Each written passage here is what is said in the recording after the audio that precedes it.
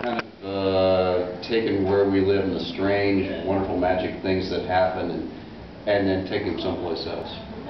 So my finger was kind of to pick out some pieces for me from the set, because I'm always horrible at picking out my own.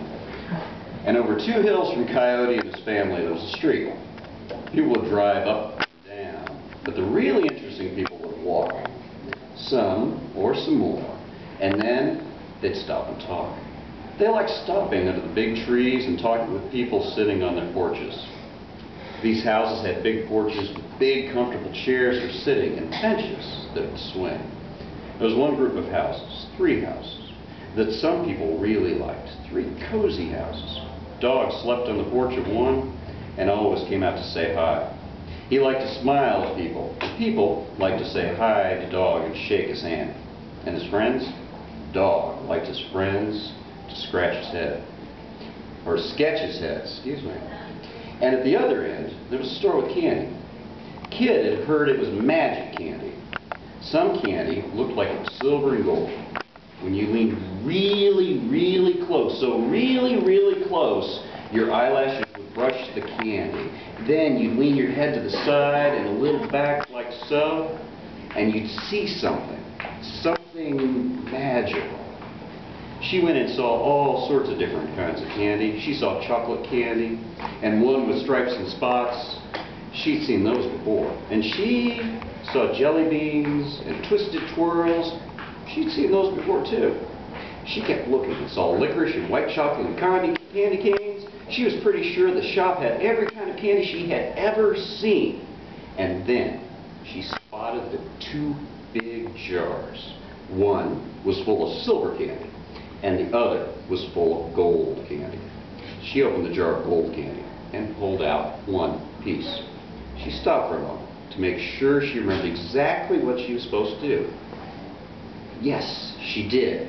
She leaned really, really close. So really, really close, her eyelashes brushed the candy, just like she had been told. Then she leaned her head to the side and a little back like so, just like she had been told. And something was staring her right in the eye. It was an eye. Someone's eye was staring right at her. But that's all she could see, their one eye. And that one eye got really, really big. And she dropped the candy. And laughter came from next to her. The lady in the apron was laughing. With her finger, she touched her nose, blinked, and then pointed at Kid. You know why their eye always gets big? Oh, shit. Okay, I'm sorry. The last paragraph of that one's missing. Alrighty. Make it up. Hey, I got my stuff together today. I'm the comic relief for the evening, folks, so I'll make everybody look good. Alright. I'll do some shorter chunks out of here.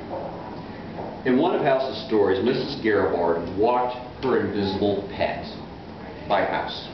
House asked, "What are you walking?" Mrs. Garibard said, "My squirk." "But I don't see anything. Not a squirk." Of course, I don't recall what a squirk looks like.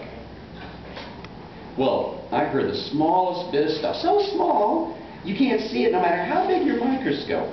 I heard it was called a quark. And I figure my pet can't be seen either, but was cuter and full of energy, so I decided squirk. Cute, huh?" Dog likes to chase Mrs. Garibard's squirk. In fact, last week, Dog chased her squirk up a tree. Mrs. Garibard had the fire department raise a ladder into the tree to get her squirk back down. The fireman was grumpy afterwards. It's tough to find a tiny, invisible pet in a tree.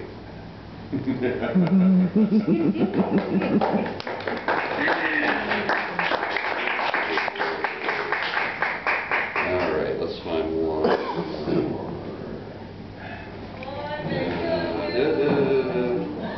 This one.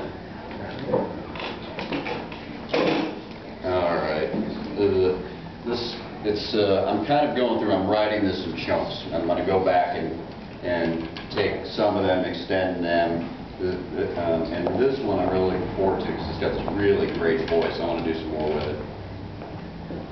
House told how one day old woman came along. She was tottering and hoppering along the sidewalk. Old woman came to the street and waited for a few cars. And she tottered and hoppered across the road. And when old woman reached the other side, she said hello to chicken and hoppered and tottering into a bush. And she stayed gone into that bush. There she stayed for a while, and she stayed for a while, and then she stayed gone into that bush where she stayed. And then she tottered out with a big hoppering bag. She tottered out and leaned over and pulled on that big hoppering bag. And when she pulled, it opened, it is, and hoof, hoof, hoof, whomp, whomp, it opened into a great white boat. A great white boat on the edge of the streets. I was wondering what she'd do with that boat. Well, as I was thinking, she got in that great white boat, and I was floored when